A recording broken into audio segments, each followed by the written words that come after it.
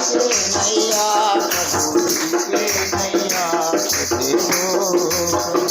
నీవు ఎంతైనా నమ్మదగినవా,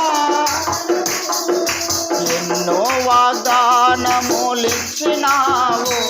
నీ మాటలన్నీ మాలో నెరవేర్చినావు. ఎన్నో వాగ్దానములిచ్చినావు, నీ మాటలన్నీ మాలో నెరవేర్చినావు. ఇన్ని ఏళ్ళ జీవన పోరాటమందునా, ఇన్ని ఏళ్ళ జీవన ప్రభు వింతగాను మాకు జయమునిచ్చినావు. నీవు ఎంతైనా నమ్మదగినవా,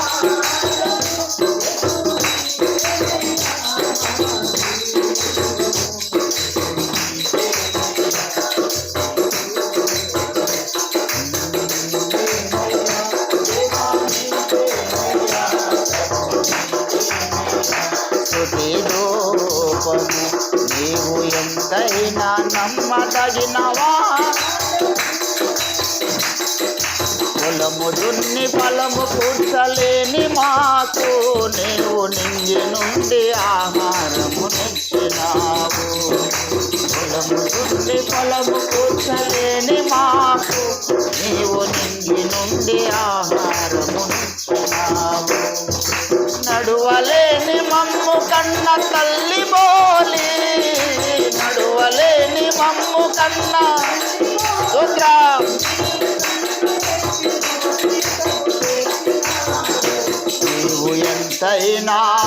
నీవు ఎంతైనా నమ్మదగిన వాడవు. యేసు నీవేనయ్యా మా జీవము, యేసు నీవేనయ్యా స్తుతి రూపము, యేసు నీకేనయ్యా దేవా, నీకేనయ్యా ప్రభు, నీకేనయ్యా స్తుతి రూపము. నీవు ఎంతైనా నమ్మదగిన వాడవు.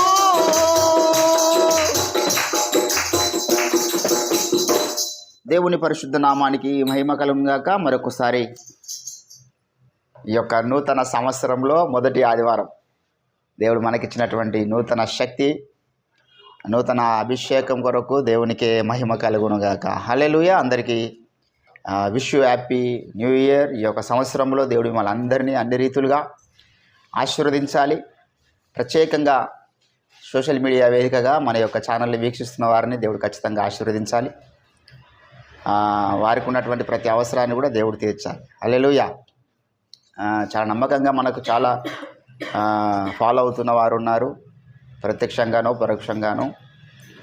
ఆశ్చర్యం అనిపిస్తూ ఉంటుంది ఒక్కోసారి. కొన్నిసార్లు మన చర్చ జరిగించినప్పుడు యేసుక్రీస్తు దేవుడా, దేవుని కుమారుడా, క్రీస్తు ఎవరు అనేటువంటి అంశం మీద మాట్లాడినప్పుడు వారం రోజులలో 10,000 మంది చూశారు. ఆశ్చర్యం అనిపించింది. ఇన్ని వేల మంది ఎట్లా ఈ దీన సేవకులకు దేవుడు ఫాలో అయ్యేటట్లా చేస్తున్నాడు. మేము గొప్పవారమని కాదు, చిన్నవారము. దేవుని యొక్క కృపను బట్టి ఏమై ఉన్నామో అది కేవలము దేవుని కృపే. అందును బట్టి దేవుని నామానికి మహిమ కలుగును గాక. ఈ సంవత్సరం కూడా మరి ప్రతి నెల ఒక ఎపిసోడ్ చేయాలనే ఆశ కలిగి ఉన్నాం. ప్రభుచితమైతే సంక్రాంతి సమయంలో ఒక సబ్జెక్ట్, ఒక్కొక్క నెల ఒక్కొక్క అంశం మీద చర్చలు జరిగిస్తూ ఉండాలి. మన రాజప్రకాష్ పావుల్ గారు ఒక మంచి మాట అన్నారు. ఈరోజు యువతరం అంతా కూడా సినిమా పాటల వైపు ఆకర్షిత అవుతున్నారు. మనం కూడా సినిమా స్టైల్లోనే పాటలు పాడి వారికి ప్రభు ఎంతకు ఆకర్షించాలన్నారు. చాలామందికి అంత విశాల హృదయం కానీ అంత మెచ్యూరిటీ కానీ లేదు. ఒక సినిమా డైలాగ్ వేసినా తట్టుకోరు, ఒక సినిమా స్టైల్లో పాట పాడినా తట్టుకోరు. మరి ఒక సినిమా తీసినా తట్టుకోరు. కొంతమంది షార్ట్ ఫిలిమ్స్ కూడా తీస్తున్న వాళ్ళు ఉన్నారు. ఇదంతా కూడా వీళ్ళంతా ఎవరంటే వీళ్ళందరినీ తెలివి తక్కువ మనుషులు అంటారు అన్నమాట. మనం అన్ని రంగాల్లో ఉండాలి. ఏ రంగంలో కూడా మనం లేని వారిగా ఉండొద్దు. ప్రతి రంగంలో క్రీస్తును గణపరిచేటటువంటి బిడ్డలుగా, క్రీస్తు కొరకు సాక్షులుగా మనము పాపం తప్ప ఏదైనా చేయవచ్చు. అంత విశాల హృదయము, అంత ప్రత్యక్షత గల మనసు చాలామందికి లేదు. కాబట్టి దేవుని బిడ్డలారా కొన్ని హెచ్చరికలు చెప్తూ ఉంటాం. మొన్నటి దినాన నాకు ఒక తల్లి వచ్చి చెప్తా ఉంది, అయ్యగారు మా కొడుకు కొంచెం చెప్పండి, ఆడు ఎంత చెప్పినా వింటలేడు అన్నది. ఏం చెప్పాలన్నమంటే ఆడు అసలు కటింగ్ చేసుకుంటలేడండి, బాగా హెయిర్ స్టైల్ వచ్చేసి వాడు రబ్బర్ బ్యాండ్ వేసుకుంటుండు మొత్తం అని చెప్పేసి.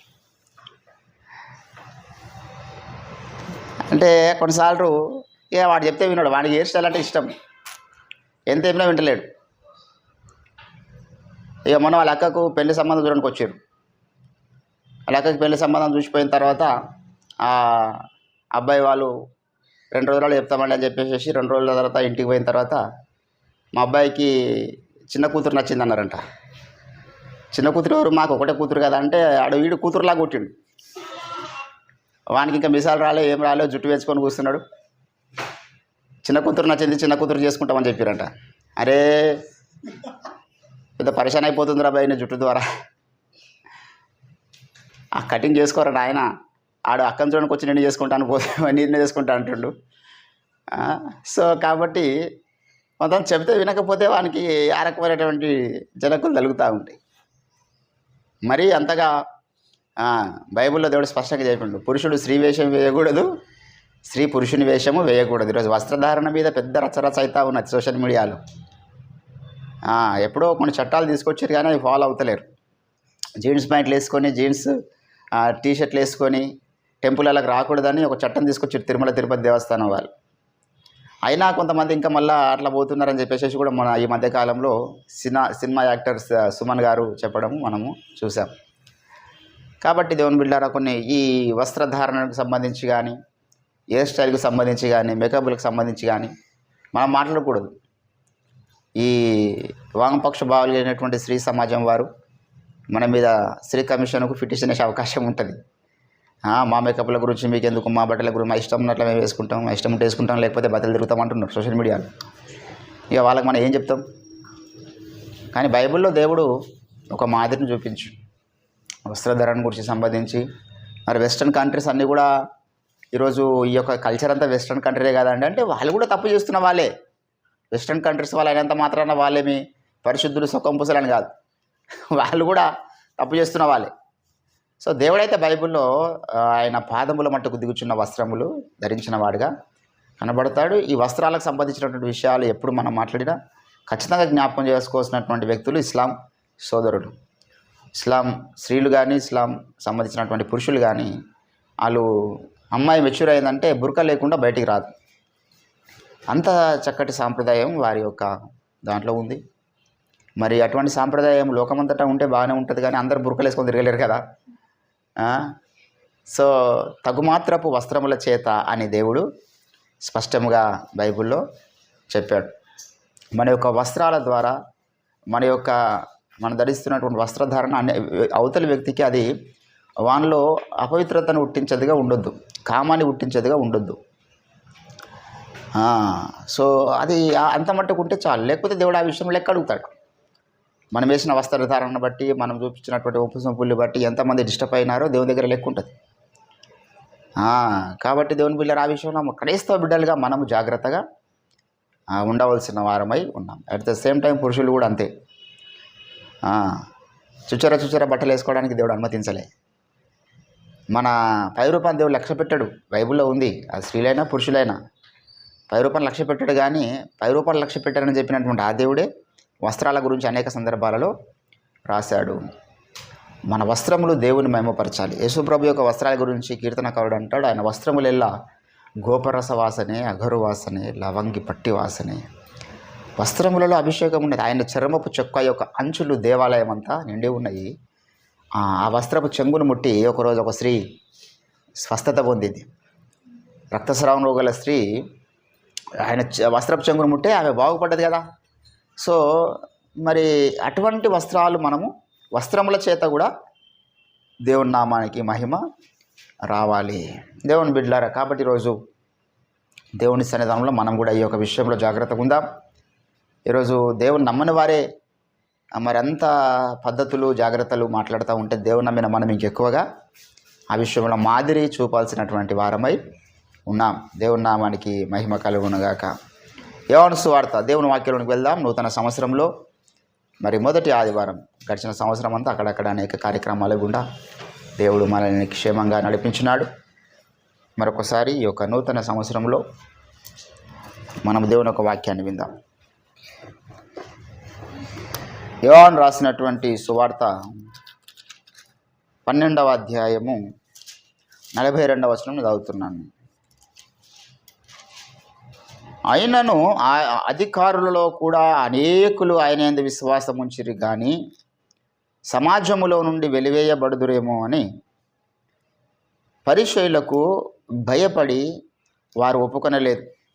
వారు దేవుని మెప్పు కంటే మనుషుల మెప్పును ఎక్కువగా అపేక్షించుచూ ఉన్నారు. చదవబడిన లేఖన పరిశుద్ధ భాగమును దేవుడు మన వినికిడిలో ఫలింపచేయునుగాక. ఆమేన్.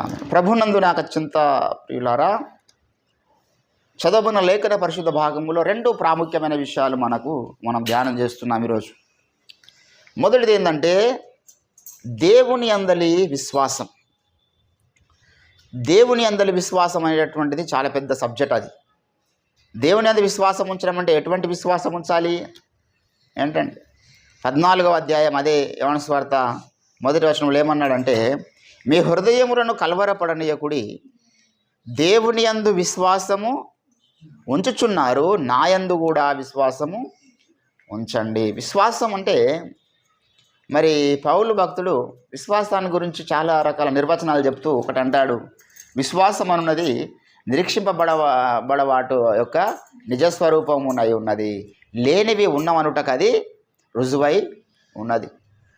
కాబట్టి దేవుని బిడ్డలారా, ఈరోజు మనం విశ్వాసం అంటే అర్థమైందంటే ఇది ఇక్కడ లేనిదాన్ని ఉన్నదని నమ్మడం విశ్వాసం. ఇది నాస్తికునికి అర్థం కాదు. నాస్తికుడు ఏమంటాడంటే, జాగ్రత్త వినాలి, నాస్తికుడు ఏమంటాడంటే దేవుడు లేడు, ఉంటే నాకు చూపెట్టు అంటాడు. దేవుడు లేడు, ఉంటే నాకు చూపెట్టు అంటే మనం చూపించలేం, కానీ ఉన్నాడని నమ్ముతున్నాం. ఏంటంటే రిచర్డ్ ఉమ్రాన్ గారు చెప్పినటువంటి మాట ఏంటంటే, నాస్తికుడు దేవుడు లేడంటున్నాడు, అది కొంత మట్టుకు వాస్తవం అంటాడు ఆయన. వాని పరిధుల్లో అది వాస్తవం. అంటే ఈ యొక్క విజబుల్ లోకంలో మనం ప్రభువును చూపించమంటే చూపించలేం. ఈ దిశలో ఎవరికి దేవుడు కనబడడు. ఇప్పుడు పాలు ఉన్నాయి, మీకు 1 లీటర్ పాలు తీసుకొచ్చి ఆ పాలల్లో వెన్న చూపెట్టమంటే చూపెడతారా? కానీ అందులో వెన్న ఉంది, దాంట్లో పెరుగు అవుతుంది, ఆ పెరుగును చిలికితే వెన్న అవుతుంది. దాన్ని మనము దాంట్లో ఇవన్నీ ఉన్నాయి, లోపల దాగి ఉన్నాయి, కానీ మనకు కనిపించవు. ఎప్పుడు కనిపిస్తుంది వెన్న? ఆ పాలను మరిగించాలి, దాన్ని మళ్ళీ మనము పెరుగు చేయాలి, దాంట్లో వెన్నది తీయాలి, చిలకాలి, తర్వాత దాన్ని మళ్ళీ వేడి చేస్తే దాంట్లో ఏముంది? వెన్న ఉన్నది. మరి దేవుడు కూడా అంతే, అక్కడ కనిపించాడు, దృశ్య రూపంలో కనిపించాడు, కొంత ప్రాసెస్లో వెళ్ళినప్పుడు కనబడతాడు. కొంత చిన్న ప్రాసెస్లో పాలల్లో వెన్న ఏ రీతిగా అయితే మనం బయట తీస్తున్నామో ఈ లోకంలో, అదే రీతిగా దేవుణ్ణి కొంత భక్తి సాధన ద్వారా, విశ్వాసము ద్వారా, దేవునితో కొంత నడవడం ద్వారా మనము దేవుణ్ణి చూడగలుగుతాం. ఈ మాంస నేత్రాలతో మనం చూడలేము. మాంస నేత్రాలతో కూడుకున్నటువంటి విశ్వాసం మనకు ఉండొద్దు, మనోనేత్రాలతో కూడుకున్నటువంటి విశ్వాసం ఉండాలి. ఈ యొక్క విజిబుల్ లోకంలో మనము ప్రభువును చూస్తున్నామంటే అర్థమైంది, మనోనేత్రాలతో ప్రభువును చూస్తున్నాం. మన విశ్వాసం యొక్క పరిమాణము చొప్పున ఒక్కొక్క రీతిగా దేవుడు కనబడతాడండి. ఇప్పుడు నాకు సమీపవరం తేజస్సులో ఉదయకాలం ఈరోజు ప్రార్థనలో నేను దేవుని చూసిన, నాకు కనబడుతున్నాడు ఆయన, నా మనోనేత్రాలు కనబడుతున్నాడు. బైబిల్లో ఏ స్ట్రక్చర్ అయితే దేవుని గురించి వివరించబడిందో ఆ స్ట్రక్చర్లో నేను దేవుని ఊహించుకుంటున్నాను నా మనసులో.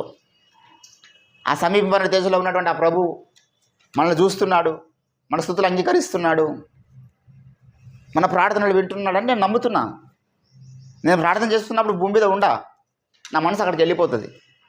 24 పెద్దలు అక్కడ ఉన్నటువంటి ఆ సీన్ అంతా నా మైండ్లో ఉంటుంది. అక్కడ నేను కూడా ఉంటా, 24 పెద్దల మధ్య నేను కూడా ఉన్నట్టు ఊహించుకుంటా. అక్కడ సమీపన దేశం ఊహించుకుంటా, ఏంటంటే పరలోక సైన్య సమూహమును ఊహించుకుంటా. ఇది విశ్వాసం. మన కళ్ళు మూసుకున్నట్టు ఎందుకు కళ్ళు మూసుకుంటాం? కళ్ళు మూసుకొని మన బాధలన్నీ గుర్తు చేసుకోవడం మన కళ్ళు మూసుకున్నట్టు అర్థం ఏంటంటే ఈ దృశ్య ప్రపంచాన్ని చూస్తే ఇక్కడ దేవుడు కనబడాడు. ఆ కారణాన్ని బట్టి మనం కళ్ళు మూసుకుంటాం. కళ్ళు తెరిచి మన ప్రభువుని చూడలేం. కళ్ళు తెరిస్తే మనకి ముందున్నటువంటి ఈ యొక్క కార్పెట్లు ఇవి అవి కనిపిస్తాయి, కానీ కళ్ళు మూసుకున్నప్పుడు ఇవన్నీ ఈ ప్రపంచమే కనిపించదు మన కళ్ళు మూసుకుంటే. కళ్ళు మూసుకోవడం వల్ల మనం ఇండైరెక్ట్ ఏం చేస్తున్నామంటే విశ్వాస నేత్రములతో ఇంకొక ప్రపంచాన్ని చూస్తున్నాం. అది భక్తి సాధన. కానీ చాలామంది విశ్వాస నేత్రాలతో కూడా మళ్ళీ కళ్ళు మూసుకుంటారు, కానీ ఈ కార్పెట్లను ఈ యొక్క దుప్పట్లే వారి మనసులో ఉంటాయి. కళ్ళు మూసుకుంటారు కానీ ఈ యొక్క ఎక్విప్మెంట్స్ ఇక్కడ మన కళ్ళ ముందు అప్పటిదాకా ఏం చూసినాం అవే ఉంటాయి చేసేపటిదాకా కళ్ళు మూసుకున్నాక కూడా. మనం కళ్ళు మూసుకుంటున్నామంటే అర్థం ఏంటంటే ఇవన్నీ మర్చిపోవడానికి కళ్ళు మూసుకుంటున్నాం అనే విషయాన్ని మనం జ్ఞాపకం చేసుకోవాలి. దేవుడు ఏంటంటే నాస్తికునికి కనబడాడు, ఆయన ఆస్తికునికి కూడా కనబడాడు, అది మాంస నేత్రాలకు కనబడాడు. విశ్వాసం అంటే అర్థం ఏందో తెలుసా? అబ్రహాముకు ఉన్నటువంటి విశ్వాసం అంటాడు కదా. రోమిలకు రాసినటువంటి పత్రిక 4వ అధ్యాయము దయచేసి మీరు గమనించినట్లయితే 16వ వచనంలో ఏమన్నాడు? 4:16లో ఈ హేతువు చేత ఆ వాగ్దానము యావత్ సంతతికి అనగా ధర్మశాస్త్రము గలవారికి మాత్రము కాక అబ్రహాముకున్నటువంటి విశ్వాసము గలవారికి కూడా, ఎవరికంటే చెప్పండి? అబ్రహాముకు ఉన్నటువంటి విశ్వాసం. ఇంకా చాలామంది గురించి ఉన్నారు బైబిల్లో విశ్వాస వీరులు, కానీ అబ్రహాముకు ఉన్నటువంటి విశ్వాసం ఉండాలంట. వారికి ఆ వాగ్దానం స్థిరపరచబడుతుంది. శ్రేష్టమైన వాగ్దానం ఏంటండి? 17వ అధ్యాయము 17వ వచనము హెబ్రీయులకు రాసిన పత్రిక దయచేసి 11వ అధ్యాయము ఇక్కడ అంటాడు. 6వ అధ్యాయం 11వ అధ్యాయం కాదు, హెబ్రీయులకు రాసిన పత్రిక 6వ అధ్యాయము 17వ వచనంలో ఈ విధముగా దేవుడు తన సంకల్పము నిశ్చలమైనదని ఆ వాగ్దానమునకు వారసులైన వారికి మరి నిశ్చయముగా కనుపరచవలనని ఉద్దేశించిన వాడై తాను అబద్ధమాడజాలని నిశ్చలమైన 2 సంగతులను బట్టి మన ఎదుట ఉంచబడిన నిరీక్షణను చేపట్టుకుని శరణాగతులమై ఆయనకు మనకు బలమైన ధైర్యము కలుగున్నట్లు ప్రమాణము చేసినటువంటి వాగ్దానమును దృఢపరిచిన 2 నిశ్చలమైనటువంటి కార్యక్రమాలు కూడా చెప్తున్నా అక్కడ 15 నుంచి మనం చదివితే. ఆ మాట నమ్మి అబ్రహాము ఏంటంటే ఆ మాట నమ్మి అతడు ఓర్పుతో, ఇవన్నీ అబ్రహాముకు సంబంధించినటువంటి విశ్వాసం ద్వారా పొందినటువంటి విజయాలు. ఆ మాట నమ్మి, ఏ మాట పైన చెప్తున్నాడు 13వ వచనంలో, దేవుడు అబ్రహామునకు వాగ్దానము చేసినప్పుడు తనకంటే గొప్పవాడని ప్రమాణము చేయలేదు, తన తోడని ప్రమాణము చేశాను. నిశ్చయముగా నేను నిన్ను ఆశీర్వదించను, ఇది వాగ్దానం. ఏంటండి ఆ నమ్మడానికి ఎంత కష్టం తెలుసా? నిశ్చయముగానే నీ కుమారుని ఇస్తానన్నాడు అనుకో దేవుడు. అది అబ్రహాంకి అసాధ్యం. ఎందుకు? అప్పటికి తన శరీరము మృతతుల్యమైనది, శారా గర్భము కూడా మృతతుల్యమైనది. అప్పటికి ఆమెకు మెన్స్ట్రుయేషన్ స్టాప్ అయిపోయింది.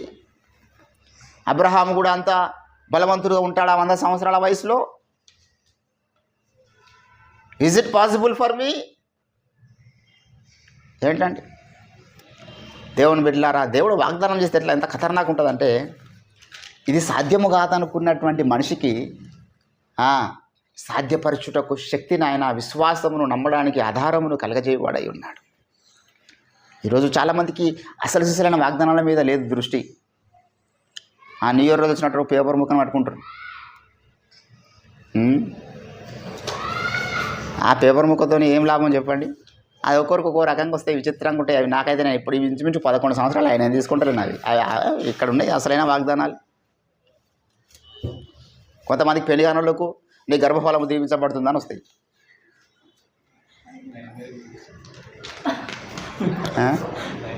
రవీంద్రకి అదే వచ్చిందా?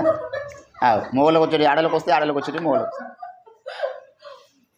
నీ గర్భఫలం దీవించబడుతుందంటే ఆయన గర్భఫలం గర్భం ఎక్కడ ఉన్నది? గర్భసంచి ఎక్కడ ఉన్నది?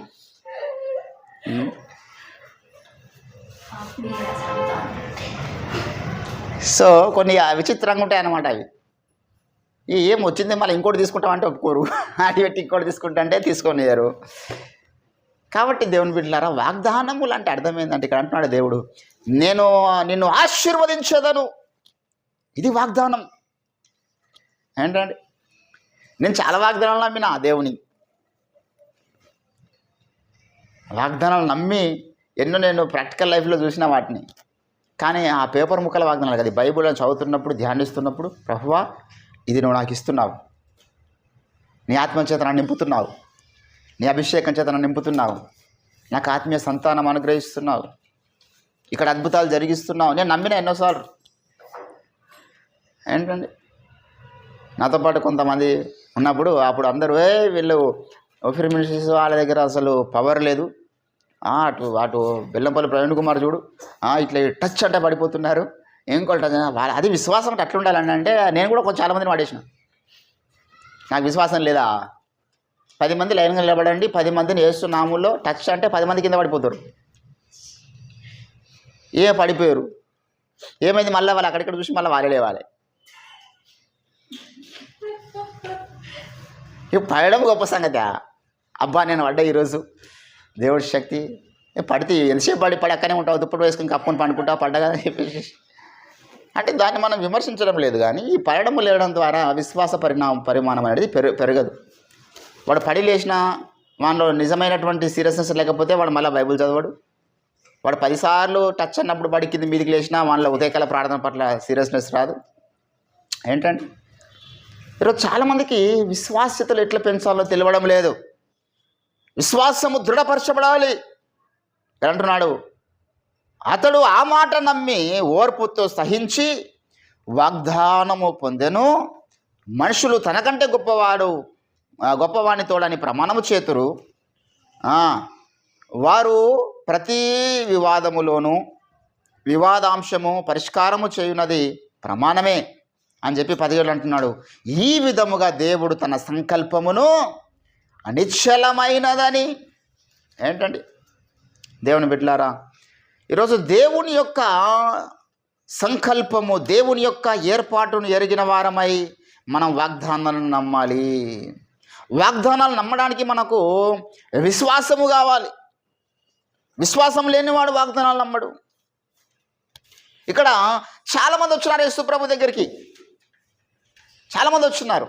వచ్చేయమంటున్నారంటే వాళ్ళు ఆయన వేస్తున్నంత విశ్వాసం ఉంచిరు, కానీ ఇంకా కానెందుకు మళ్ళా చాలామంది అట్లనే విశ్వాసం వస్తారు. ఆమె దేవుని అంత విశ్వాసం ఉంచింది, కానీ ఏం చేస్తారు? ప్రార్థన చేయదు. ఆమె దేవుని అంత విశ్వాసం ఉంచింది, కానీ ప్రార్థన చేయదు, వాక్యం చదవదు, దేవుని యందు విధేయత లేదు. ఏంటండి ఒక వ్యక్తి విశ్వాసి అనడానికి మొదటి రోజు మీద చెప్పండి. What is the first mark of this fellow belongs to God. Because of this reason this person belongs to son of God. మొదటి ఆధారం ఏంటంటే విశ్వాసిలో తనకు విధేయులైన వారందరికీ నిత్య. అబ్రహాము ఏం చేశాడు? అక్కడే ఉంది కదా, అబ్రహాము దేవుని నమ్మెను, దేవునికి లోబడెను. విశ్వాసం ఉన్న వానిలో విధేయత ఉంటుంది. నేను చాలా కాలం కింద కొటేషన్ చెప్పిన, విశ్వాసము లేని విధేయత వ్యర్థము. చాలామందికి విశ్వాసం ఉండదు, విధేయత ఉంటుంది. అది కూడా లాభం లేదు. విశ్వాసంతో కూడుకున్న విధేయత ఉండాలి. దేవుని బిడ్డలారా, ఈరోజు నేను మనం గమనించాల్సిన విషయం ఏంటంటే, మనలో ఎంత విధేయత పెరుగుతుందో అంత విశ్వాసం పెరుగుతుంది. ఎంత విశ్వాసం పెరుగుతుందో అంత విధేయత దేవుని పట్ల మనకు పెరుగుతుంది. అబ్రహాం గురించి అంటాడు, అందుకే ఆదికాండం 15వ అధ్యాయం 1వ వచనంలో అతడు దేవుడు పిలిచినప్పుడు వెంటనే చిత్తం ప్రభు అంటున్నాడు. 15వ అధ్యాయం 6వ వచనంలో చాలా అద్భుతమైన పాట రాశారు ఒక భక్తుడు. మూల పురుషుండా అబ్రహాము చాలా దీనత్వంబుతో, మూల పురుషుడా అబ్రహాము చాలా దీనత్వంబుతో, ధూళిని బూడిదనని అనగా, ధూళిని బూడిదనని అనగా, దూరస్థుడనన్యుడనౌనే, ఎంత స్వల్పమైన వాడను యేసువా నీ సన్నిధిలో, ఎంత స్వల్పమైన వాడను. దేవుని బిడ్డలారా, అబ్రహాముకున్నట్టు విశ్వాసము మనకుండాలి. అబ్రహాముకున్నట్టు విశ్వాసం. గలతీలకు రాసినటువంటి పత్రికలు అంటాడు, అబ్రహాంకి ఎటువంటి విశ్వాసం ఉందో చెప్తాడు. ఇక్కడ 3వ అధ్యాయంలో మనం గమనించినట్లయితే ఏంటండి 12వ వచనంలో, నీతిమంతుడు విశ్వాసమూలముగా జీవించును,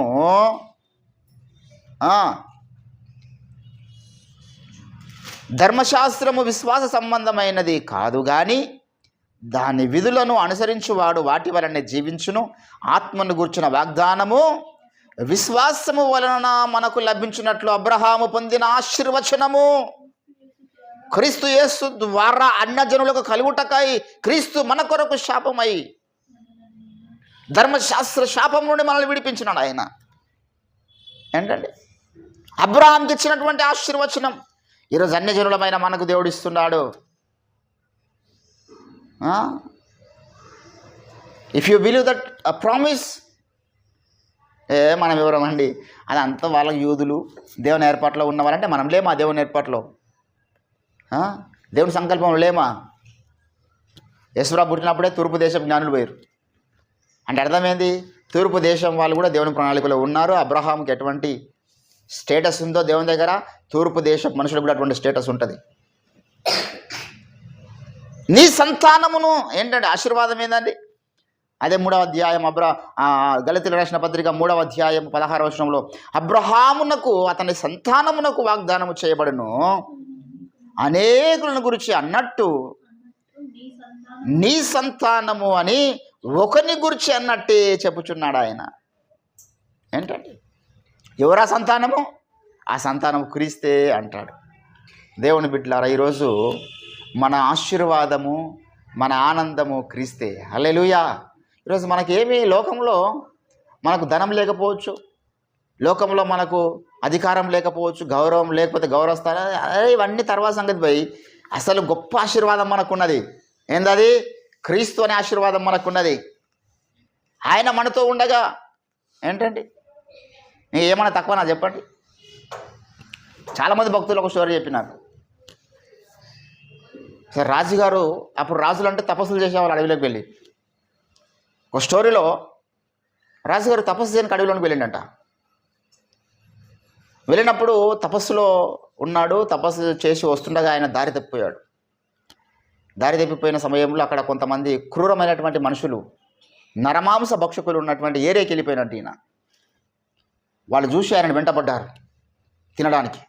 ఆ రాజు వెంటబడతా ఉంటే పరుగోపరంగా వస్తూ ఉంటే 3 యువకులు అతన్ని చూసి అతని ప్రాణము కాపాడడానికి ఆ నరమాంస భక్షకులతో వారు బాణాలతో యుద్ధాలు చేసి ఈ రాజును కాపాడినారు. కాపాడిన తర్వాత రాజుగారు క్షేమంగా ఇంటికి వచ్చిన తర్వాత పెద్ద సమూహం, పెద్ద సమావేశం ఏర్పాటు చేసి ఈ 3 యువకులు నా ప్రాణాన్ని కాపాడినారు కనుక ఈ 3 యువకులు ఈరోజు ఏం కోరుకుంటారో అది నేను వారికి అనుగ్రహిస్తా. మీరు ఏదన్నా కోరండి, నా రాజ్యంలో సగం రాజ్యం రాసిమని రాసిస్తా, నా కుమార్తెకి మీరు వివాహం చేసుకుంటే కుమార్తెని ఇస్తా, మీకు ధనము కావాలంటే ధనం ఇస్తా, ఏది కావాలంటే అది ఇస్తా అంటే మొదటి వాడు వచ్చాడు, రాజా నాకు మీ సైన్యంలో ఉద్యోగం ఇయ్యి అన్నాడు. వానికి మంచి పోస్ట్ ఇచ్చినాడు సైన్యంలో. రెండవడు వచ్చాడు, నాకు చాలా అప్పుల బాధలు ఉన్నాయి, ఆ అప్పుల బాధలు అన్నీ వానికి కావాల్సిన ధనం అంతా ఇచ్చేస్తాడు, వాని అప్పులన్నీ తీర్చేస్తాడు, వానికి ఇంకా అదనపు ధనం ఇచ్చినాడు. మూడవడు వచ్చాడు, నాకేమొద్దు, రాజుగారు మా ఇంటికి నెలకోసారి వస్తుంది చాలు, నెలకోసారి మా ఇంటికి రాజుగారు భోజనానికి వస్తే చాలు అంటే అందరు ఆశ్చర్యపడ్డారు. ఏంద్రా ఇంత మంచి అవకాశాన్ని వాని ఇంటికి పిలుస్తాడేది అనుకున్నారు అందరూ. కానీ రాజుగారు కోరిక తీరుస్తానని మాట ఇచ్చినాడు కదా, కాబట్టి నేను వచ్చేస్తున్నా వారి ఇంటికి భోజనానికి, మీరు ఆ మార్గం సరళం చేసేసేయండి. వాని యొక్క రాజుగారి ఇంటికా నుంచి వాని ఊరు దాకా మంచి తారు రోడ్డు, అసలు రోడే లేదు వారి ఊరికి, అడవి ప్రాంతంలో మంచి రోడ్ వేసినారు, అసలు వానికి ఇల్లే లేదు, మంచి ఇల్లుగా. రాజుగారు తిండికి వస్తుంటే అక్కడికి మామూలు విషయమా, వానికి మంచి ఇల్లు కట్టించినారు, మంచి రాజభోజనం అంతా అక్కడ సెటప్ చేశారు, మొత్తం ప్యాలెస్ అయిపోయింది వాంది. నెలకోసారి వస్తాడు కాబట్టి ఎప్పటికీ అక్కడిగా యంత్రాంగం ఉండాలి, సైనికులు ఉండాలి, కావాల్సినటువంటి సరుకులు పెట్టాలి, ధనం పెట్టాలి. అక్కడ రాజుగారు వస్తున్నారు, మంత్రులు వస్తున్నారు, క్యాబినెట్ అంతా వస్తుంది భోజనానికి, రాజుగారు వచ్చినట్టే. ఏంటంటే ఈరోజు మనం అటువంటి కోరికలు కోరుకోవాలి. ప్రభువా నాకు ఇల్లు లేదు తండ్రి అంటే ఆ ఇల్లు తీసుకుని వెళ్ళిపోతాం అంతే. నాకు అప్పులు అయినాయి ప్రభు అంటే అప్పులు తొలగిపోతాయి అంతే. అప్పులు తొలగించడానికో, ఇల్లు కట్టించడానికో, ఉద్యోగం ఇవ్వడానికో, లేకపోతే మనకు పెళ్లి చేయడానికో, వీటి కొరకు దేవుని వాడుకోవద్దు. అరే ఏం జరుగుతుందో జరుగుతుంది, ఇల్లు ఉంటే ఉంటుంది లేకపోతే లేదు, పెళ్ళి అయితే అవుతుంది కాకపోతే కాదు, పిల్లలు పుడితే పుడతారు లేకపోతే లేదనుకోవాలి, ఇవన్నీ సెకండరీ. మొదటి మనది అంటే ఆయన నా ఇంటికి రావాలి. హల్లెలూయా. యేసయ్య నా ఇంటికి వస్తే రోజు నాకు పండగే. ఎంత మంచి రాసిన భక్తుడు, యేసయ్య నాతో ఉంటే రోజు నాకు పండగే. కాబట్టి దేవుని పెట్టారు కదా, చాలామంది దేవుని యందు విశ్వాసం ఉంచుతున్నారు కానీ సమాజముకు భయపడి. సమాజంకి ఎందుకు భయపడుతున్నారు వాళ్ళు అంటే, ఆయనతో పాటు నడిస్తే సమాజం వెలివేస్తుంది, ఆయనతో పాటు నడిస్తే సమాజం చిన్న చూపు చూస్తుంది. ఆ కారణాన్ని బట్టి కోట్ల మంది నరకానికి వెళ్ళిపోతున్నారు. ఈరోజు కూడా మనం గమనిస్తే యేసుప్రభుని నమ్ముకుంటే ఎంత చిన్న చూపో. కొంతమంది రెడ్డిస్ నమ్ముకున్నారు, గౌడ్స్ నమ్ముకున్నారు, ముదిరాజులు నమ్ముకున్నారు, వెలమలు నమ్ముకున్నారు, కాపులు నమ్ముకున్నారు. ఆ నమ్మిన వారందరికీ బ్రాహ్మణులు కూడా ఎంతోమంది నమ్ముకున్నారు దేవుణ్ణి. కానీ వారికి ఎంత చిన్న చూపు చూస్తారు అంటే అర్థం ఏంటంటే, వీళ్ళు కూడా మాలమాది ఉള്ളదలా కలిసిపోయాడో, వీళ్ళు కూడా ఒక మాలనో మాదిగనో చూస్తారు బ్రాహ్మణుడు అయినా. ఎందుకు? ఆయనను బట్టి. ఆయన నమ్ముకుంటే సమాజం ఖచ్చితంగా మనల్ని ఏం చేస్తుంది? చిన్న చూపు చూస్తుంది. దాన్ని మనం ఫిక్స్ అయిపోవాలి. అరే నాకు బ్రాహ్మణ అనుకుంటే వచ్చేది ఏం లేదు, నాకు రెడ్డి అనుకుంటే వచ్చేది ఏం లేదు, నాకు మంగళవాడు అనుకుంటే వచ్చేది లేదు, మాదిగోడు అనుకుంటే వచ్చేది లేదు. అక్కడ మాదిగోడు అనుకుంటాడా, మాలోడు అనుకుంటాడా, మంగళవాడు అనుకుంటాడా, నాకు సంబంధం లేదు. నాకు గొప్ప ఆశీర్వాదమైన క్రీస్తు వచ్చినాడు చాలనుకోవాలి. ఆ భయానికి దేవుని బిడ్డలారు అనేకులు ఆయనను వెంబడించలేకపోయినారు. ఆ రకమైన విశ్వాసం చాలామందికి ఉంది ఈరోజు. యేసుని నమ్ముకుంటారు కానీ వీళ్ళు అనుకున్నదని నెరవేర్చుకుంటారు. చాలా విచిత్రం అనిపిస్తుంది నాకు. కొంతమంది మంచి భక్తిపరులైనటువంటి అబ్బాయిలు మారు మనసులోని పిల్లల్ని ప్రేమిస్తారు. చాలా భక్తిపరులైనటువంటి అమ్మాయిలు దేవుని నమ్మనటువంటి వ్యక్తుల్ని ప్రేమిస్తారు. ఇప్పుడు ఏమైతే దానికి పోయిన తర్వాత స్టార్టింగ్ బాగానే ఉంటుంది. నీ దేవుని నువ్వు నమ్ముకో, నా దేవుని నేను నమ్ముకుంటా, నీ భక్తి నీది, నా భక్తి నాది, నేను నీ భక్తికి ఆటంకం రాను, నువ్వు నా భక్తికి ఆటంకం రావు, నా పూజలు నేను చేసుకుంటా, నీ ప్రార్థనలు నువ్వు చేసుకో. పెళ్లి కూడా సగం పెళ్లిలు జరిగింది, సమంత నా చైతన్య పెళ్లిలాగా. ఇటు వీళ్ళు ప్రార్థనలు చేశారు, అటు వాడి పూజలు అంతా మంచిగానే అయిపోయింది. ఏమైంది మళ్ళీ తర్వాత? ఎన్ని రోజులు ఉంటుంది అది? పిల్లలు పుట్టిరనుకో, అప్పుడు భర్త అంటాడు, నేను నా దేవునికి సంబంధించిన పేరు ఏదో పెడతా అంటాడు. లచ్చయ్యనో, పుల్లయ్యనో, వెంకటయ్యనో ఇదేదో పెడతా అంటాడు. నీ పేర్లు నీకుంటాయి. నీవేమో గ్రేస్ టబర్నికల్ పేర్లు పెట్టని చూస్తే వాడేమో తిరుమల తిరుపతి దేవస్థానం వాళ్ళు ఇచ్చినటువంటి పేర్లు వాడు తీసుకుంటాడు. నీవేమో రియాన్స్ అంటే వాడేమో రామ అంటాడు. ఏం నడుస్తుంది కథ? ఎక్కువ దూరం సాగదటువంటిది. ఇదేం విశ్వాసం నాకు అర్థం కాదు. దేవుని అందు విశ్వాసం ఉంచుతారు కానీ దేవుని అందు విశ్వాసం లేని మనుషుల సహవాసాలు, దేవుని అందు విశ్వాసం ఉంచుతారు కానీ దేవుని అందు విశ్వాసం లేని మనుషుల సలహాలు ఎందరో తీసుకుంటున్న వాళ్ళు ఉన్నారు. దేవుని పెట్టారు, అది దేవుని అందు విశ్వాసం అనబడదు. దేవుని నమ్ముతున్నామంటే మనం అబ్రాహాంలా అన్ని విషయాలు ఇక సమస్తం ఆయన చెప్పిందే నా జీవితంలో వేదము. ఆయన తప్ప నాకు ఇంకో సలహా ఇష్టడు ఎవడు ఉండొద్దు. ఉంటా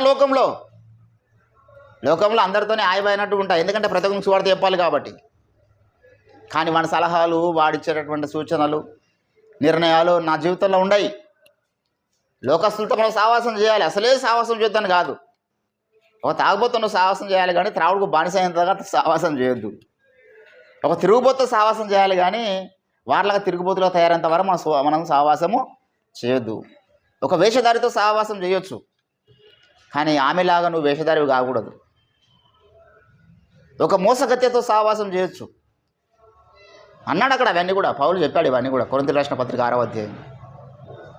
ప్రతి ఒక్కరు జారులు ఉంటారు, మోసగాళ్ళు ఉంటారు. వాడితో మనం ఆ మోసం మనలోనికి రాకూడదు.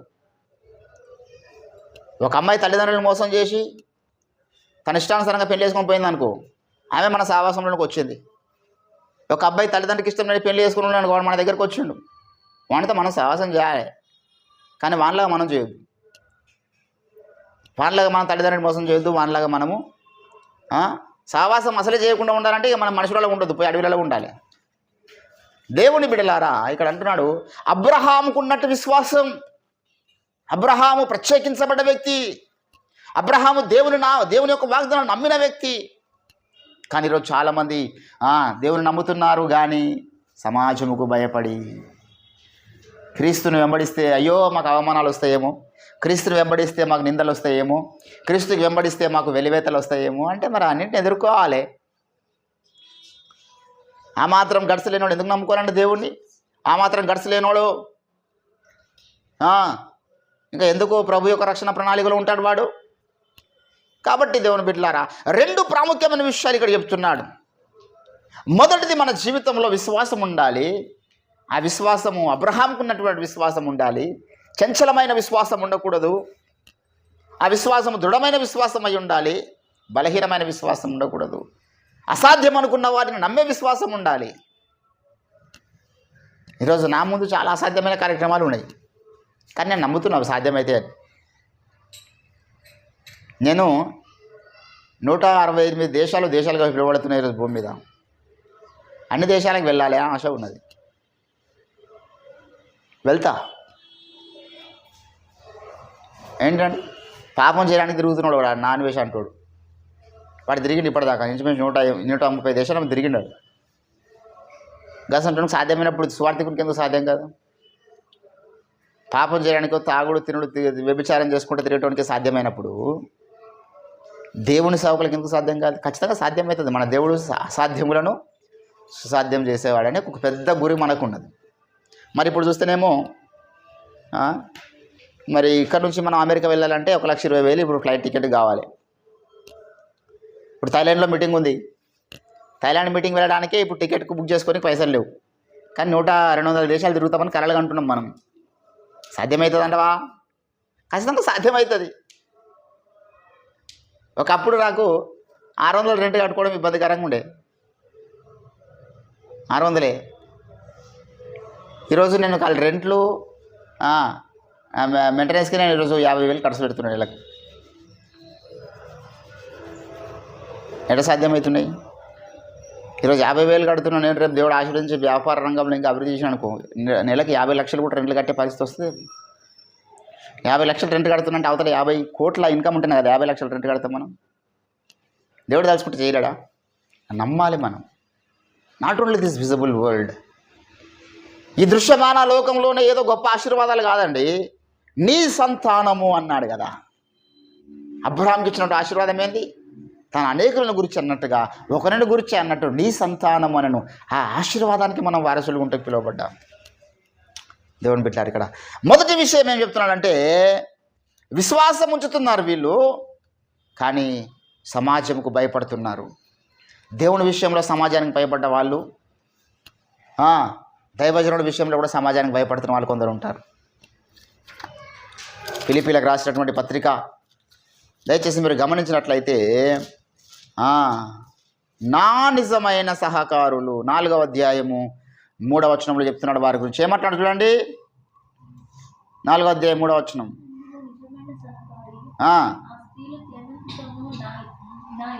నా ఇతర సహకారులతోనూ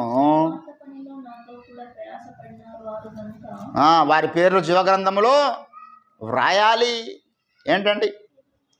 ఫిలిప్పీ రాసిన పత్రిక 1వ అధ్యాయము దయచేసి మరి 19వ వచనంలో, మరియు నేను ఏ విషయములో సిగ్గుపడక ఎప్పటి వలె ఇప్పుడు ధైర్యముతో ధైర్యముతో బోధించుట వలన నా బ్రతుకు మూలమునైనా సరే చావు మూలమునైనా సరే నేను ఏ విషయంలో సిగ్గుపడతలేను అన్నాడు పౌలు. అంటే అర్థమైంది, సిగ్గుపడే పరిస్థితులు ఉంటే నా మాట అంటారా లేదా? ఒక దగ్గర ఒక్కొక్కటే కుటుంబం ఉంది పౌలుకు, అకుల ప్రిస్కిల్లా. వారి దగ్గరికి వెళ్ళిండు. ఇప్పుడున్న పరిస్థితుల్లో మనం చూస్తే ఏంటంటే, పలానా సునీల్ పాస్టర్ గారికి 2 కుటుంబాలు ఉన్నాయంటే సిగ్గుపడతారా? సతీష్ కుమార్ గారికి ఏమో 2 లక్షల కుటుంబాలు, మనకే 2 కుటుంబాలు అనుకో. ఆశ్చర్యం కదా ఇది. మరి పౌలు వాళ్ళని బట్టి సిగ్గుపడలే. వాళ్ళు నా నిజమైన సహకారులు. ఎందుకు? వారు నా గురించి సిగ్గుపడ్డ వాళ్ళు కాదు కదా. తిమోతికి రాసినటువంటి పత్రికలో మనం గమనిస్తే వాళ్ళ గురించి చెప్తున్నాడు. వాళ్ళు సిగ్గుపడలేరంట. 2వ తిమోతికి రాసినటువంటి పత్రిక దయచేసి 1వ అధ్యాయం 15వ వచనంలో, ఆసియాలోని వారందరూ నన్ను విడిచిపోయిరను సంగతి నేను ఎరుగుదును. ఉన్నారు. ప్రభు ఒనేసిఫోరు ఇంటి వారి యందు కనికరము చూపును గాక, అతడు రోమాకు వచ్చినప్పుడు నా సంఖ్యలను గురించి సిగ్గుపడక.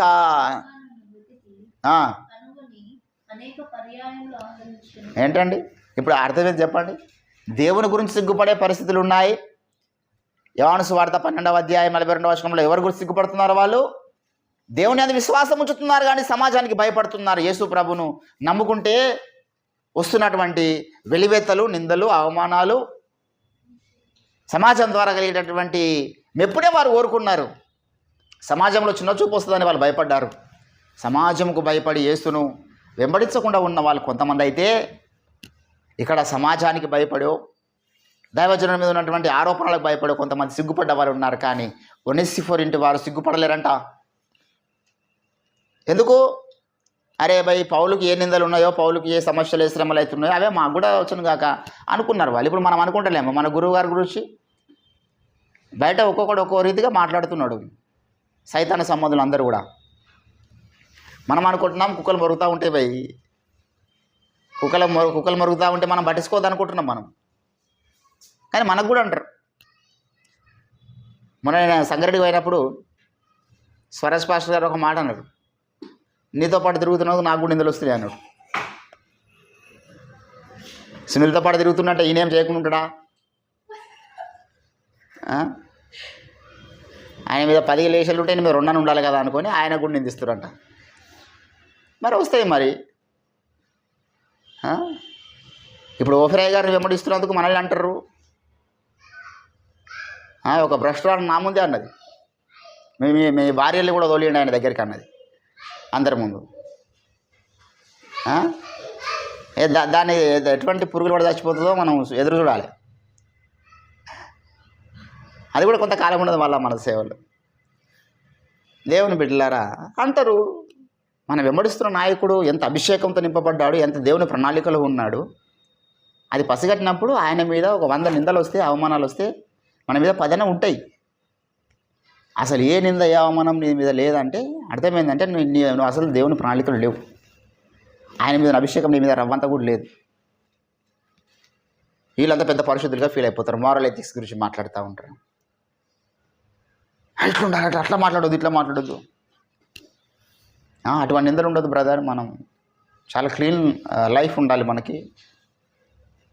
దేవుని బిడ్డలారా, చర్యల యొక్క మూలాలు తెలియదు. ఇప్పుడు నేను ఎప్పుడు అందుకే చాలా డేర్గా మాట్లాడుతూ ఉంటాను.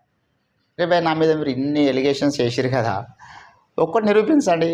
ఎక్కడన్నా ఏదైనా చేసినట్టు తీసుకురండి. ఇప్పుడు యేసుప్రభు దగ్గరికి వచ్చిరు, ఇతడు ఈ స్త్రీ వ్యభిచారం చేయుచుండగా పట్టబడిన అంటారు. మరి ఆ పురుషుడు ఎక్కడ పోయిండు? పురుషుడిని తీసుకురాలే, స్త్రీనే తీసుకొచ్చారు. ఆ స్త్రీ తనకు తాను వ్యభిచారం చేసుకున్నదా? పురుషుడు ఉంటాడు కదా, వ్యభిచారంలో పట్టబడితే ఇద్దరు పట్టుకుని రావాలి.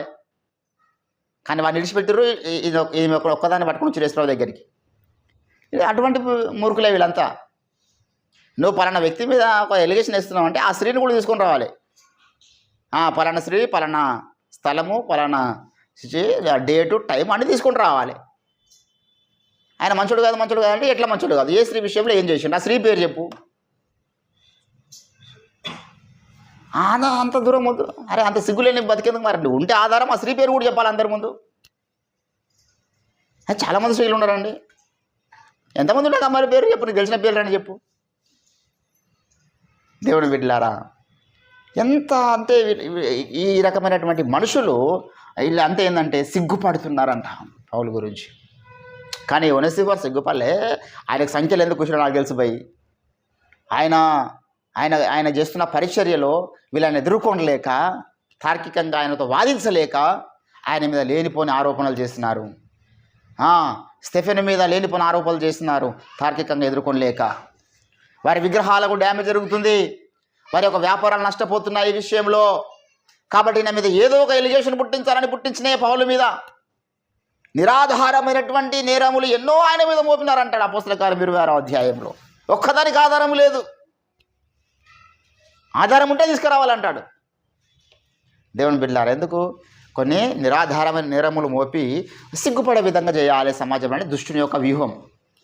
అరే పలానా వ్యక్తికి సాక్ష్యం మంచిగా లేదంట భయ్. అరే ఎందుకు మంచిగా లేదు భయ్? ఏం సాక్ష్యం దెబ్బతిన్నా చెప్పు? ఆయన ప్రార్థన జీవితం దెబ్బతిన్నదా? ఆయన విశ్వాసం దెబ్బతిన్నదా? ఆయన సేవ దెబ్బతిన్నదా? లేదు బ్రదర్, ఆయన బ్రతుకు పర్సనల్ లైఫ్ బాగలేదా? ఏం బాగలేదు?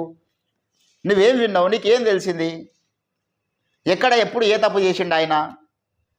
అవన్నీ మనకి ఎవరో చెప్పారు. అరే హౌలాగా నీ పెళ్ళం కూడా మంచిది కదా, ఇంకోటి వచ్చి నాకు చెప్తాడు. నువ్వు కూడా మంచివాడు కదా, ఇంకోటి వచ్చి నాకు చెప్తాడు. నమ్ముకుంటే పోదాం అవన్నీ. మరి నువ్వు ఒక 10 మంది వెనకాల తిరుగుతున్నావు, నీ పిల్లలకి కూడా చెప్తాడు.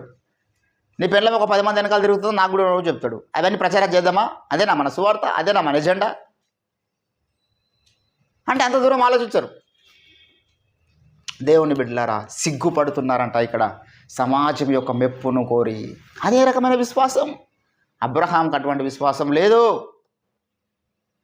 అబ్రహాం గురించి అందుకే దేవుడు అంటాడు, నేను వారి దేవుడనని అనిపించుకుంటకు అబ్రహామును గురించి నేను సిగ్గుపడు వాడను కాను, నేను అబ్రహాము దేవుడనని చెప్పుకున్నాడు దేవుడు. ఎంత గొప్ప సాక్ష్యం అది!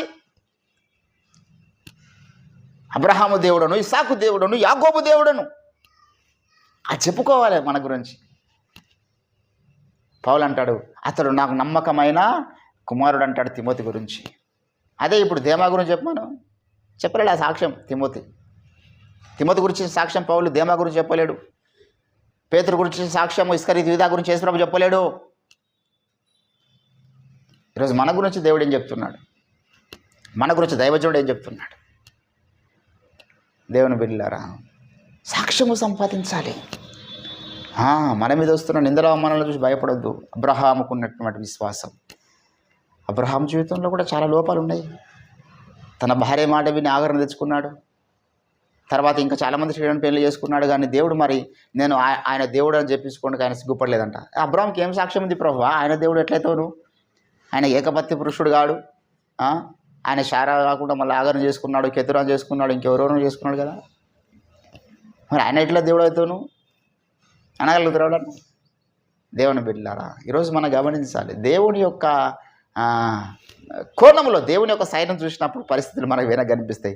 మానవ కోణం చూసినప్పుడు పరిస్థితులు వేరే కనిపిస్తాయి. దావీదు గురించి అన్నాడు దేవుడు, అతడు నా హృదయానుసారం. వ్యక్తిగతంగా గమనిస్తేనేమో దావీదు సాక్ష్యం బాగలేదు. ఒక స్త్రీని మోయించినాడు, దాని కొరకు ఇంకో పురుషుని చంపించినాడు, దాని కాకుండా ఇంకో 10 మంది స్త్రీని పెళ్లి చేసుకున్నాడు. ఆయన కుటుంబం బాగలేదు, తన కుమార్తె తప్పు చేసింది, తన కుమారుడు తప్పు చేసినాడు. ఇదంతా ఒక లైన్ ఉంది.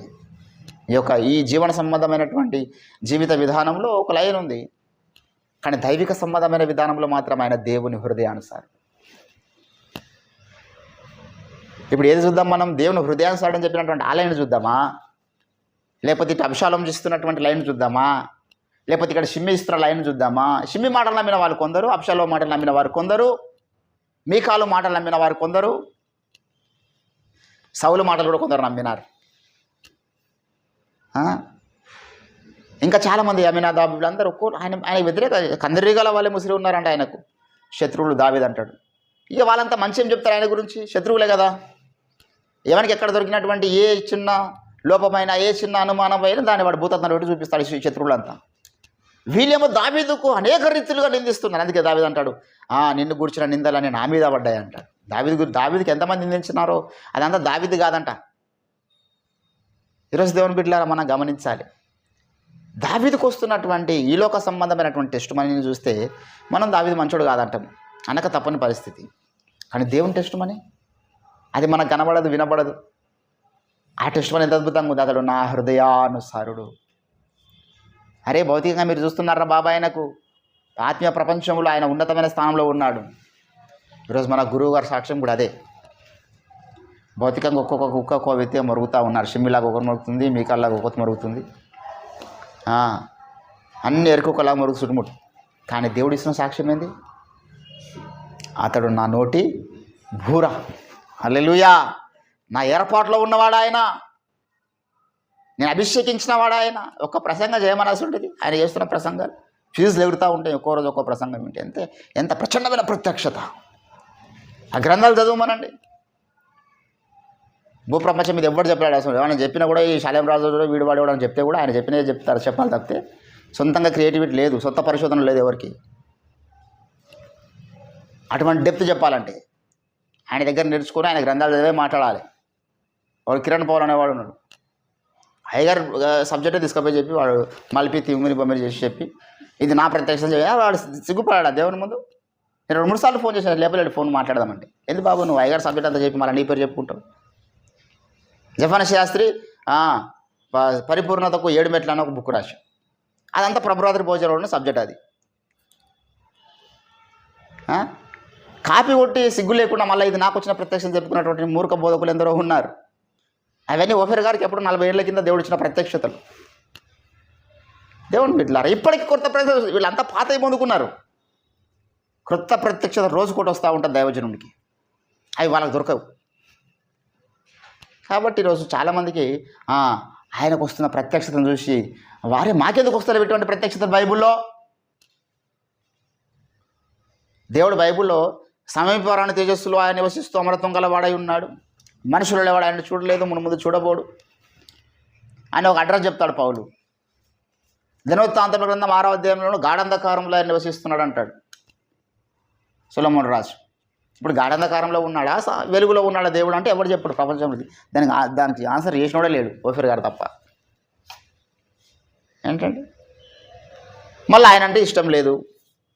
ఆ 2 వచనాలను పట్టుకొని పోయి మరి ఈ వచనమేమో దేవుడు గాఢంధకారంలో ఉన్నాడని చెప్తున్నది కదా బ్రదర్, ఈ వచనమేమో సమీపన తేజస్సులో ఆయన దగదగ మెరిసిపోతున్నారు, కాళ్ళు చిన్న అగ్ని జ్వాళ్ళ మధ్య ఉన్నట్టు చెప్తుంది కదా. ఈ రెండిట్లో దేవుడు ఎక్కడున్నాడు చెప్పండి చెప్తాడా అంటే ఎవడు చెప్పాడు? దాన్ని నిర్వచించింది ఓఫీర్ గారు ప్రపంచ చరిత్రలో మొట్టమొదటిసారి. దేవుని బిడ్డలారా, ఈరోజు నీవు నేను గమనించాల్సిన విషయం ఏంటంటే మన వెంబడిస్తున్న నాయకుడు దేవుని యొద్ద నుండి డైరెక్ట్గా అనుదినము నూతన అభిషేకం పొందుకొని అనుదినము నూతన ప్రత్యక్షత పొందుకొని అందిస్తున్నాడు. కనుకనే మనమంటే ఇష్టం లేకుండా సమాజంలో ఉంటుంది. మన గురువు గారిని ఇష్టపడిన సమాజం మనల్ని కూడా ఇష్టపడద్దు అనుకోవాలి. మనం ఆ గురువుగారిని మంచోడు అన్నప్పుడు నన్ను ఎందుకు మంచోడు అనాలే? కాబట్టి నన్ను కూడా చెడ్డు అంటే నాకు మంచిది, నా సాక్ష్యం కూడా బాగలేదంటేనే మంచిది. ఎంత వేషధారులు అంటే, నిన్న ఒక బ్రదర్ వచ్చాడు మా దగ్గరికి, షాప్కి వచ్చాడు మొన్న. నేను ఓఫీర్ గారి ఒక పాట ద్వారానే నేను బ్రతికాను బ్రదర్ అన్నాడు. ఆయననే నాకు ఒక 3 సంవత్సరాల కింద ఓఫీర్ గారు వాడిపోయాడు సూర్యులు, నువ్వు అల్లెలకు సేవ చేస్తున్నావు అన్నాడు. నాకు ఎట్లా అంటే సర్రమన్నది ఒకటేసారి జమాయించి కడుపులో ఒకటి గుద్ది, సారీ బ్రదర్ కొంచెం ఆవేశంలో గుద్దినా అని చెప్పి మళ్ళీ తర్వాత ప్రత్యక్ష ఇవ్వమనుకున్నా కానీ పెద్దోళ్ళు ఏమనికి వస్తుంది. మొదట ఒక మాట, సాటికి ఒక మాట.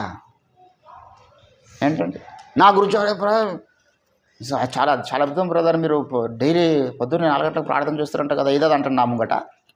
పక్కకు పోయి మళ్ళీ నా గురించే మంచోడు కాదు, వాళ్ళ గురువారు మంచోడు కాదు. ఒక ఆయన అద్భుతమైన సాక్ష్యం ఇచ్చిన అందరి ముందు. సునీలన్నను చూసి చాలా నేర్చుకోవాలి, ఆయన దగ్గర మిలిటరీ పంచువాలిటీ ఉంటుంది, అది ఉంటుంది, ఇది డబ్బా మాటలు మస్తు మాట్లాడి ఆడికి పోయి నేను కొంతకాలం ప్రార్థనలు గడిపి రావాలి అన్నాడు. మళ్ళీ 7 వయసు ఎవరికిండో ఎవడు ఏం చేసిండో మళ్ళీ అంటున్నాడే ఆయన క్యారెక్టరే మంచిది కాదా ఆయనది అని మాట్లాడుతున్నాడు. సో మనుషుల యొక్క అసెస్మెంట్స్ అన్నీ ఎట్లుంటాయంటే, ఒక గంట సేపు మంచిగా మాట్లాడినాడు, ఇంకో గంటకి ఏం మాట్లాడతారో వాళ్ళకి తెలియదు. కాబట్టి మన గురించి మంచిగా మాట్లాడినప్పుడు మనం ఉప్పొంగొద్దు, మన గురించి చెడ్డగా మాట్లాడినప్పుడు కృంగిపోవద్దు. అది భక్తులు నేర్చుకోవాలి. మన యొక్క స్టాండర్డ్స్ భూలోకంలో ఉండొద్దు, దేవుని యొక్క ప్రణాళికలో మన స్టాండర్డ్స్ ఉండాలి. హల్లెలూయా. దేవుని బిడ్డలారా, ఇక్కడ సమాజముకు భయపడి కొందరు యేసుని వెంబడించకుండా ఆగిపోయిన వాళ్ళైతే, పౌలు సంఖ్యలను చూసి సిగ్గుపడుతున్నవారు కొందరు. ఏ రకమైన విశ్వాసం ఈరోజు మనం కలిగి ఉన్నాం ఏంటండి?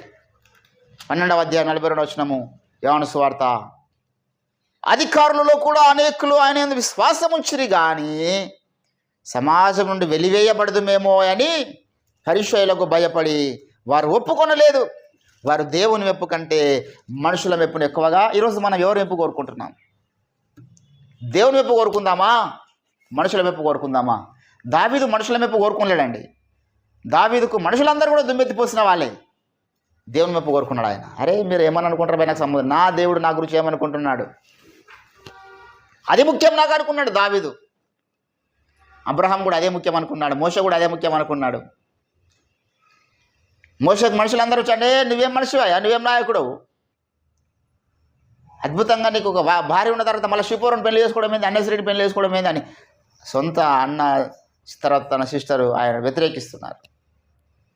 ఎంతోమంది హెల్డర్స్ వ్యతిరేకిస్తున్నారు. నువ్వేం పద్ధతి, నాయకుడు అయ్యండి, ఇట్లా చేస్తావా నువ్వు దేవుడు మాత్రం దాని గురించి మాట్లాడలే. అరే వీళ్ళకంతా ఏమవుతున్నది భయ్, ఆయన ఇంకో ఆమె పెళ్లి చేసుకుంటే వీనికైనా నొప్పింది అని దేవుడు అనుకుంటున్నాడు. కానీ వీళ్ళకందరేమో ఎట్లా చేసుకుంటాడు పెళ్ళి అని మోస మీద దుమ్మెత్తి పోసిన వాళ్ళు. దేవుని బిడ్డలారా, ఈరోజు మనం గమనించాల్సినవి, మనుషుల మెప్పును మనం ఇష్టపడొద్దు, మనుషుల మెప్పు కోరుకోవద్దు. అవకాశం ఉన్నంత వరకు అందరితో మీరు ఏం చేయండి, ప్రయత్నం చేయమన్నాడు అంతే. Is it possible are not secondary. April రాసిన పత్రిక ఏంటండి, మనుషులలో మనం ఎట్లా ఉండాలంటే సమాధానంగా ఉంటే మనం ప్రయత్నం చేస్తున్నాం. We try to our level best to peace each other. మన సహోదరుల మధ్య ఎవడైనాను ఇక్కడ అన్నాడు, దయచేసి ఏప్రిల్ రాసిన పత్రిక, అందరితో సమాధానమును పరిశుద్ధతను అంటాడు. 14వ వచనం, 12వ అధ్యాయం 14వ వచనం. అందరితో సమాధానమును పరిశుద్ధతయు కలిగి ఉండుటకు ఏం చేయండి, యత్నము చేయండి. You have to try to your plus. మనము అందరితో సమాధానంగా ఉంటామని చెప్పలే దేవుడు. మనల్ని వ్యతిరేకించే వాళ్ళు ఉంటారు, మనం ప్రయత్నం చేస్తున్నాం సమాధానంగా ఉండడానికి. సమాధానమును పరిశుద్ధత కలిగి ఉంటే ప్రయత్నం చేయండి. కానీ పరిశుద్ధత లేకుండా ఎవడు ప్రభువును, అంటే సమాధానం లేకపోయినా మనం ప్రభువును చూస్తాం. అందరూ మనతో సమాధానం పడరు కదా, ఒక్కొరికి ఒక్కొక్క రకమైన ప్రాబ్లం ఉంటుంది సమాధానం పడడానికి. దేవుని బిడ్డలారా, ఈరోజు నువ్వు నేను గమనించాల్సిన విషయం ఏంటంటే, మనుషుల మెప్పును మనం ఇష్టపడద్దు. ఈ 2026వ సంవత్సరంలో దేవుని మెప్పును ఇష్టపడదాం. అంటే చాలా రిస్క్ చేయాలి మరి దేవుని మెప్పును ఇష్టపడాలంటే. మనుషుల మెప్పును కోరుకుంటేనేమో నువ్వు కొంచెం కనిపించినప్పుడు అలా ప్రైజ్ లాడు బ్రదర్ మంచి కొంచెం భక్తులకు వస్తే వాళ్ళ మెప్పు దొరుకుతుంది. మనుషుల దగ్గర దొరకడానికి పెద్ద కష్టపడాల్సిన అవసరం లేదు. జస్ట్ నటిస్తే దాన్ని దొరుకుతుంది అంతే. లోపల నువ్వు తిట్టుకున్నా పర్వాలేదు వానికి, పైకి మాత్రం ప్రైజ్ లాడు బ్రదర్ అంటే చాలా మంచోడు అంటాడు మనుషులు. కానీ దేవుని మెప్పును సంపాదించడం చాలా కష్టం. దేవుని మెప్పును సంపాదించాలంటే నీలో అనుదినం పంక్చువాలిటీ చాలా సీరియస్గా ఉండాలి. నీ ప్రార్థన చాలా సీరియస్గా ఉండాలి. నీ రహస్య బ్రతుకు చాలా సీరియస్గా ఉండాలి. నీ మాట తీరు చాలా సీరియస్గా ఉండాలి. నీ చూపులు చాలా సీరియస్గా ఉండాలి. నీ నిర్ణయాలు చాలా సీరియస్గా ఉండాలి. Everything should be very clear, everything should be very serious and active. నువ్వు ఏదో మాలోకంలో ఉండాలంటే దేవుని మెప్పు పొందుకోలేము. ఈరోజు దేవుని బిడ్డలారా, నీవు నన్ను మనం ఈ 2026 సంవత్సరంలో దేవుని మెప్పును పొందేటటువంటి విశ్వాసం మనకు ఉండాలి. నా గురించి నా దేవుడు ఏమనుకుంటున్నాడు, దేవుని దగ్గర మెప్పుడు సంపాదిస్తాం, ఈ భూ ప్రపంచాన్ని కదిలిస్తాం మనం. దేవుని బిడ్డలారా, ఒక నూతన తీర్మానం తీసుకోండి ప్రభు సన్నిధిలో. ఇంతకాలము వీళ్ళ కొరకు వాళ్ళ కొరకు మనం బ్రతికి ఉండొచ్చు లోకంలో, వాళ్ళని సంతోషపెట్టడానికి బ్రతికి ఉండొచ్చు లోకంలో. మంచిదే, తప్పు కాదు. రక్త సంబంధాలను సంతోషపెట్టాలి, తెలిసిన వారిని సంతోషపెట్టాలి, చుట్టాలను సంతోషపెట్టాలి, అంతే. కానీ అస్తమానం మనుషులను సంతోషపెట్టేటటువంటి ప్రక్రియలో కొనసాగి దేవుని సంతోషపెట్టకుండా బ్రతికితే నీ బ్రతికే వ్యర్థమైపోతుంది. కనుక దేవుని బిడ్డలారా, ఈరోజు దేవుని సన్నిధానంలో మనము ఒక నూతన తీర్మానం తీసుకుందాం. ఈ 2026 సంవత్సరం అంతా కూడా నేనైతే డిసైడ్ అయిపోయినా, ఈ 2026 సంవత్సరం నాకు దేవుని మెప్పు ముఖ్యం. అంటే నా ప్రార్థన, నా విశ్వాసత, నా నమ్మకత్వమే ముఖ్యం తప్పితే నాకు మనుషుల గురించి సంబంధం నేను ఎప్పుడు పట్టించుకోలే మనుషుల గురించి. ఎందుకంటే నాకు పెళ్లి కాకన ముందు నుంచి కూడా చాలా నిందలు నా మీద ఉన్నాయి, చాలా పుకారు నా మీద ఉన్నాయి. అవి నాకు అప్పటి నుంచి కామన్ అయిపోయినాయి. కొత్తగా వచ్చింది ఏం లేదు. ఇవన్నీ నా పెళ్లి కాకన ముందే భయంకరంగా నా మీద కందరిగేలాగా ఉన్నాయి. అంటే అన్నాడు కానీ ఆ ఊహ ఎంత బాగుందో అనుకున్న అప్పటి నుంచి కూడా నేను ఎప్పుడు వాటి గురించి బాధపడలే. అంటే అన్నాడు, ఏముంది భయ్, తప్పే ఉన్నది దాంట్లో అనుకుంటా నేను. కాబట్టి దేవుని బిడ్డలారా, ఈరోజు మనము అయ్యో అనే కృంగిపోయే స్థితిలో ఉండొద్దు. అది ఎవరో మన గురించి ఏమో అంటున్నారని, మన కుటుంబం గురించి ఏదో నెగిటివ్గా మాట్లాడుతున్నారని, మన తల్లిదండ్రుల గురించి నెగిటివ్గా మాట్లాడుతున్నారని మనము కృంగిపోయే పరిస్థితిలో ఉండొద్దు.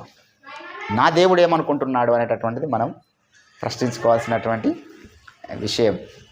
హల్లెలూయా. దేవుని బిడ్డలారా, కనుక ఒక నూతన తీర్మానం తీసుకుందాం ప్రభు సన్నిధిలో ఈరోజు. వారు మనుషుల మెప్పు కంటే దేవుని మెప్పును ఎక్కువగా ఇష్టపడ్డారన్న సాక్ష్యం మనం పొందుకుందాం. కానీ ఇక్కడ వీళ్ళు ఉన్నారు, వారు దేవుని మెప్పు కంటే మనుషుల మెప్పును ఎక్కువగా ఎవరి మెప్పును అపేక్షిస్తున్నాం అనేది మనం ప్రశ్నించుకుందాం. ఇంతకాలం ఎవరి మెప్పును అపేక్షించున్నాము వదిలిపెట్టేసేయి. పోయిన సంవత్సరం అంతా నువ్వు మనుషుల మెప్పును అపేక్షించి ఉండవచ్చు, అందరితో మంచి ఉండాలని ఆశపడి ఉండొచ్చు. లోకంలో ఒక సామెత ఉంది కదా, అందరూ బాగుండాలి అందులో నేను ఉండాలి అంటే దాన్ని గరికపాటి గారు ఏమంటారు, నువ్వు ఉన్నావు కాబట్టి అందరూ బాగలేరు అందులో అంటారు. అందరూ బాగుండాలి అందులో నేను ఉండాలంటే నువ్వు ఉన్నందుకే అందరూ బాగలేరు అన్నాయన, నువ్వు లేకపోతే అందరూ బాగానే ఉంటారు అంటాడు ఆయన. కాబట్టి ఈరోజు నీవు నేను దేవుని బిడ్డలారా మనుషుల మెప్పుని ఇష్టపడే వారిగా మనం ఉండొద్దు. జస్ట్ నా దేవుడు నా ప్రభు దావీదు గురించి ఇచ్చిన సాక్ష్యం నా గురించి ఇవ్వాలి, నా ప్రభు అబ్రాహాం గురించి ఇచ్చిన సాక్ష్యం నా గురించి ఇవ్వాలి, నా ప్రభు మోజెస్ గురించి ఇచ్చిన సాక్ష్యం నా గురించి ఇవ్వాలి, నా ప్రభు పౌలు గురించి ఇచ్చిన సాక్ష్యం నా గురించి ఇవ్వాలి. అతడు నమ్మకమైన వాడు అన్నాడు పౌలుకు. ఎంత గొప్ప సాక్ష్యం అంటే మనుషులు ఏదేదో మురిగితే ఆయనకి సంబంధం, ఆ దేవుడు ఇచ్చిన సాక్ష్యం చూడండి ఒకసారి. నా ఇల్లంతటా నమ్మకమైన వాడు అన్నాడు మోషే గురించి. ఇంకా అవతల మిరియాము అహరోను వీళ్ళు ఇచ్చిన సాక్ష్యాలు ఎవరు కావాలి, దేవుడు ఇచ్చిన సాక్ష్యం విలువైంది. కనుక దేవుని యొద్ద మనం మెప్పు పొందడానికి ఇష్టపడదాం, ప్రయత్నం చేద్దాం, అపేక్షిద్దాం. అటువంటి దిశలోనే మన ఆత్మీయ జీవితాలు కట్టుకుందాం. దేవుడి కొద్ది మాటలు మన వెనుకలో ఫలింపచేయునుగాక. ప్రార్థన చేసుకుందాం రండి. ఒక నూతన తీర్మానంతో ఈ 2026 సంవత్సరంలో మనం ముందుకు సాగుదాం. స్తోత్రం స్తోత్రం స్తోత్రం స్తోత్రం. దయగల తండ్రి నీకు వందనాలు వందనాలు వందనాలు వందనాలు వందనాలు దేవా. వారు దేవుని మెప్పు కంటే మనుషుల మెప్పును ఎక్కువగా అపేక్షించరని నీ అందు విశ్వాసం